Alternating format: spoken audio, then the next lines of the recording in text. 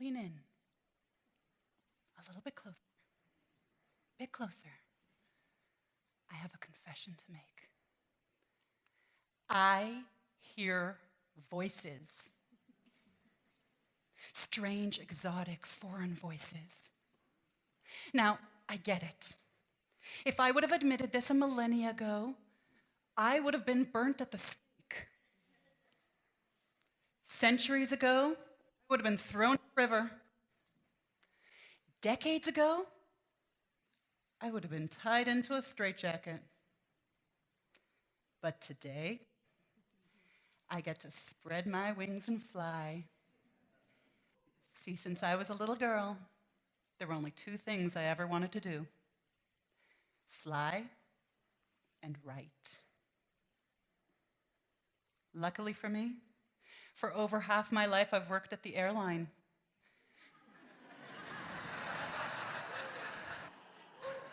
And I got to travel all around the world hearing strange, exotic, foreign voices. I've been from Jersey to Jerusalem, Miami to Mumbai, Pittsburgh to Paris. And what I found was that while we all may speak in different tongues, there is one common language shared by all of humanity. You want to know what that is? I'll tell you. About 20 years ago, it was my first time in New Delhi. The crew and I were standing on a street corner trying to decipher a map. Does anyone remember maps?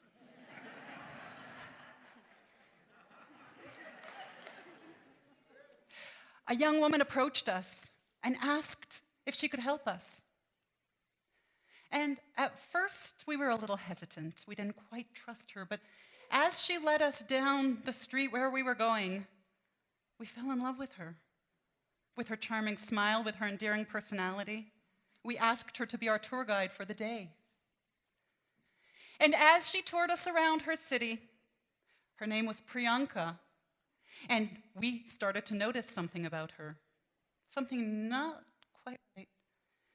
We noticed that while her right arm was straight and strong and she used it to point the way everywhere we went, her left arm hung limp and lifeless by her body.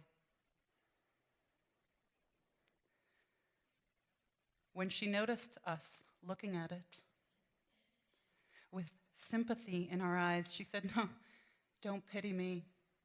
And she brought her arm out from behind the sari and said, "This is my lucky arm.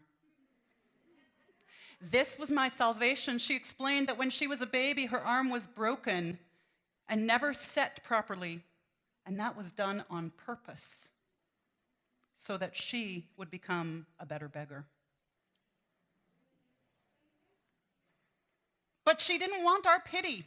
No, this was her lucky arm, she explained. This was the reason that she was adopted into a loving environment and taught to read and write and taught English. But more importantly, she was taught how to love. Because that's our one shared common language, love. All over the world. From that day on, I realized that I could never, ever take anything in my life for granted when Priyanka feels so lucky about everything in her life. I made it my own personal mission statement to go around the world capturing people's stories, asking them, what do you love? What do you feel lucky about?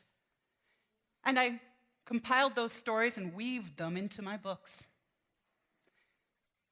And I thought, well, what would happen if the whole world fell in love? And the more I talked to people, the more I realized that's a lie. No, that's BS. A Hollywood belief system that we've all bought into. No, we don't fall in love. We rise in love. Love is not something that we happen to walk into down the street, fell into a hole. Oh my, what is this? Oh, it's love. Oh, I thought this would be warmer. Think about it. When you're driving down the street and the car truck cuts you off, do you fall in love? When you get to the to work and your coworker tells the same damn joke every single day, do you fall in love? When you get home and your kids are screaming, do you fall in love? No, you rise in love. And what if the whole world rose in love?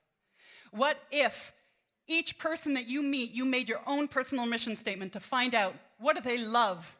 What do they feel lucky about? And what if you ask yourself those same questions?